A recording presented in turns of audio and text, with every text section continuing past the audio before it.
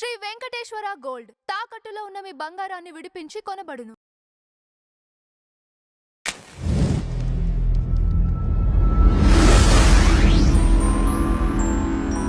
Madam నమస్తే. నమస్తే అండి.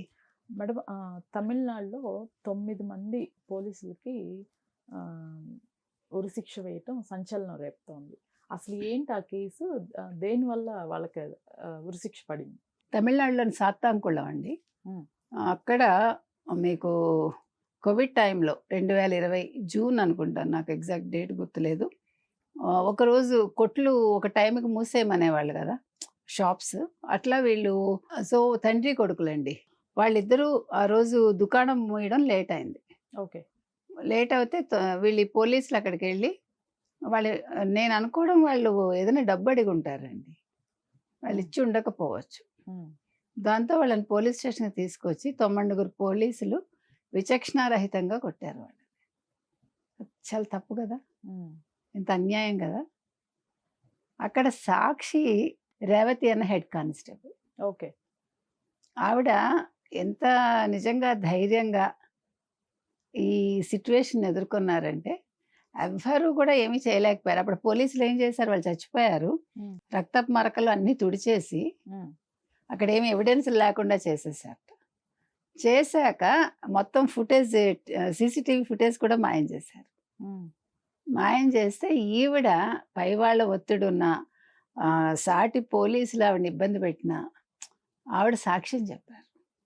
ఎట్లా సాక్ష్యం చెప్పారంటే, ఆవిడ జ్ఞాపక శక్తిని మనం మెచ్చుకోవాలి. అన్నీ గుర్తు తెచ్చుకుని అన్ని టైంతో సహా డేట్స్తో సహా చెప్పి, అక్కడ అధికారులు వస్తారు కదా, వాళ్ళకి గోడ సందుల్లో తర్వాత టేబుల్ కిందన ఉన్న రక్తపు మరకలు చూపించి ఎవిడెన్స్ అదే. ఇది మీరు ఊహించారు కదా, ఎవరు ఊహించారు కదా. ఓకే. సో ఆ రకంగా ఆవిడ నిలబడ్డారు. నిజమైన హీరో అండి అమ్మాయి. ఆ అమ్మాయికి రక్షణ కూడా కల్పించారు.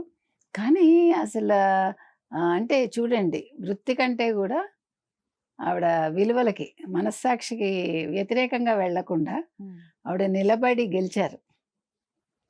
నిన్న మీరు చెప్పడం తీర్పు వచ్చింది, 9 ఉరిశిక్ష పడింది. ఇది చాలా పెద్ద విజయం ఆవిడకి. ఇంకా మనకి ఏమనాలి,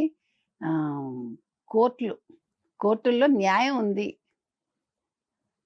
ఎందుకంటే న్యాయదేవతకి కళ్ళకి గంతలు కూడా తీసేశారు కదా. ఇప్పుడు ఇలాంటిదే మీకు వివేకానంద రెడ్డి హత్య కేసులో జరగాలి. వివేకానంద రెడ్డి హత్యకి సంబంధించి రఘురామకృష్ణరాజు గారికి సంబంధించిన కేసుల్లో ఇలాగే నిజాయితీగా ఆ కేసులకు తీర్పులు రావాలి. తర్వాత గతంలో కూడా చాలామంది తప్పించుకొని ఉంటారు. ఏమైనా అవకాశం ఉంటే ముఖ్యమైన కేసులు ఏమైనా ఉంటే ఒకసారి తిరగదోడి వాటికి కూడా న్యాయం జరిగేలా చేయాలి. ఎందుకంటే ఎంతోమంది అమాయకులు బలైపోయి ఉంటారు. ఎనీవే, రేవతి గారికి హ్యాట్స్ ఆఫ్ అండి. ఆవిడ మరిన్ని ఉన్నత పదవుల్లోకి వెళ్ళాలి. ఆవిడ ఇంతే నిజాయితీతో ఆవిడ జీవితకాలం ఆవిడ జాబ్లో కొనసాగాలని కోరుకుందాం. Right madam. Thank you.